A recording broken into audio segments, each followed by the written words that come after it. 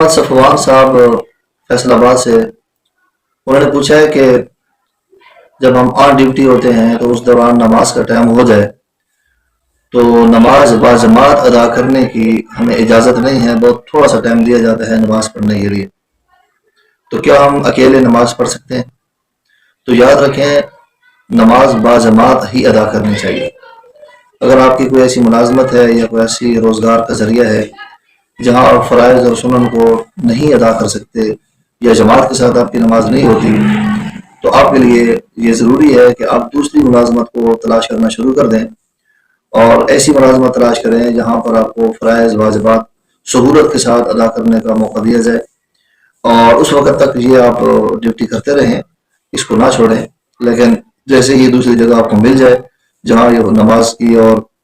سنن وغیرہ کی ادائیگی کا موقع آپ کو دیا جاتا ہے تو پھر آپ اس ملازمت کو چھوڑ دیں۔